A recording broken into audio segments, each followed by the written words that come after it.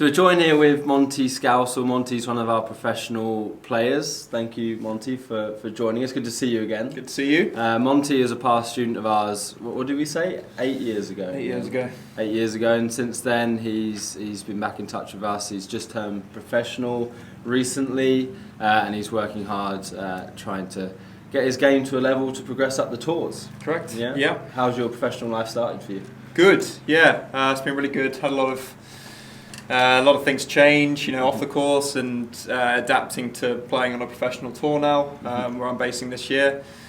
But a lot of things haven't changed. Still playing golf, still trying to win, do all the same things I was doing at the end of my amateur career. And what is the biggest difference between amateur golf and professional golf that you've learned over the last how long is it? About a year? Yeah, about 6 months. Yeah. So probably the depth of the field. Everyone can play. Possibly the amateur game at the bottom of the field. There's quite a big gap between that and the top of the leaderboard. Whereas the professional game, everyone's well finely tuned and can play good golf. So to be on your game, you have to be very consistent each week and give yourself a chance to win. You've got to be firing in all cylinders, really. And we actually had a chat yesterday about kind of what we were both working on, and we were discussing about kind of the rules that can be set because of how we do our screenings at the academy. We can determine how your body specifically wants to move, predisposed movement patterns. You mentioned yesterday how since coming back to the academy, we've kind of put those rules in place for you, and that's created some really consistent golf over the last 6 months. Yeah, definitely. I think that's been massive for my development in the last 18 months, is being able to understand myself as a player, understand my body, how it moves, and ultimately that's what all the top guys do. They know their rules, and that's what allows them to be consistent week in, week out. Particularly when I was playing amateur golf, I knew I was a good player, but I'd have far too much inconsistency from week to week, which if you're going to make it as a professional, you can't afford to have. I've heard, kind of eavesdropped a little bit on some conversations you've had with Jason kind of on the phone and things like this. You sound extremely mature when you're on the phone talking about experiences, good experiences. I don't want to say bad experiences, but experiences that maybe didn't quite go your way. You have quite a mature outlook on those things. Where's that mature outlook come from?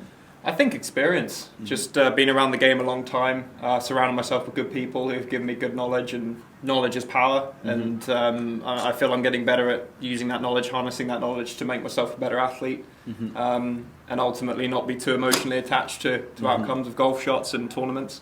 I think that's a big thing that I've learned. And try to find positives in everything you do, whether it be a tournament result, how you play, rather than just look for opportunities to improve and constantly have a negative outlook on what you're doing. Find the positives as well, and noticing areas of improvement is something you can. It's helped me get better, I think. Yeah, and acceptance is a huge thing. Massive. Because we say this a lot to our own students, and it's hard for kind of teenagers maybe to understand, but certainly when you get older and experienced, as you say, accepting that golf is a hard game, accepting that you don't have full control over everything you're doing is a huge part to success, right? Yeah, well, one of the things the academy's really taught me is control the controllables. If you do that, there are so many things that are out of your control, whether it be weather, cancelled flights, lost baggage. All these things are out of your control, and if you can just control the things that you can control, you've got a far higher opportunity of succeeding week in, week out. And if we were just to finish on your recently turned professional, you had a good amateur career as well. You've got aspiring young junior golfers around you who want to go on a similar path to what you're trying to achieve. What's your biggest piece of advice you could give a 15-year-old Monty if you're able to go back and speak to him? If I were to speak to myself 15, I would say practice with purpose. Practice with purpose. Don't practice aimlessly. I did a lot of that and got nowhere. If you can be consistent with the things you do, trust the process, you've got a far higher chance of succeeding. And what does that look like now? I know I just said we'll finish on this, but I'm actually intrigued by what you said. If you were a bit aimless with your training when you were 15, what do you do now which makes it less aimless, or quite the opposite, and more purposeful? Yeah, I think it comes down to, for example, if I'm on the range, every golf ball you hit it counts. It might not count in terms of where it finishes on the range, but in your mind it has to count. It's something Tiger Woods talked about a lot.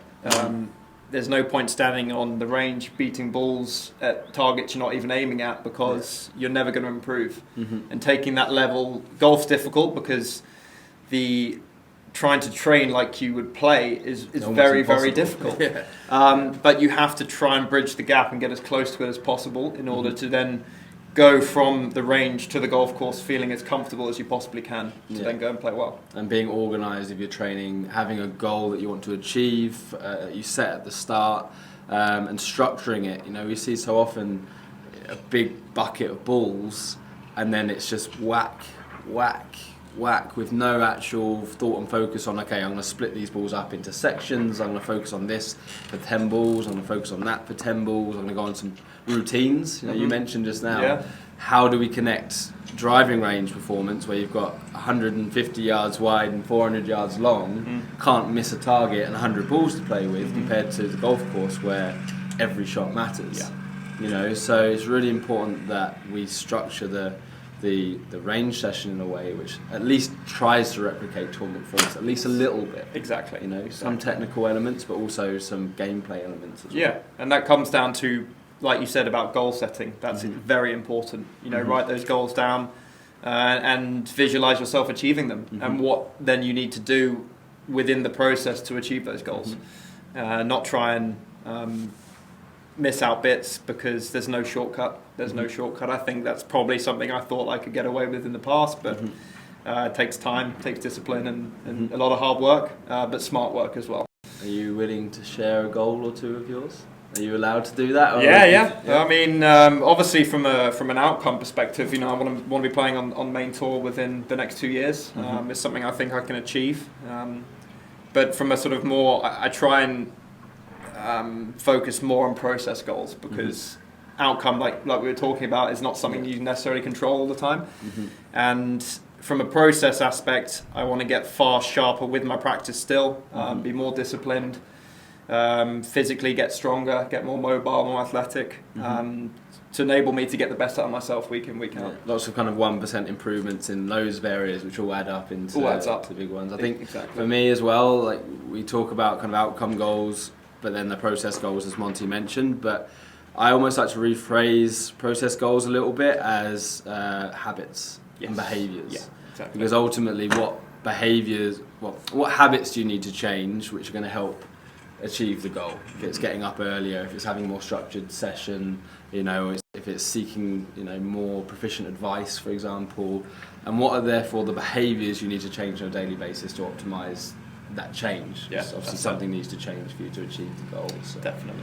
Cool. And Monty, I love talking to you. It's a shame it's Likewise. A flying visit. I know. Always seems to be a flying visit. I know. It's good to be here. It's good to be here. Thank you for your time and sharing your thoughts. Absolutely. Thank you, Lorne.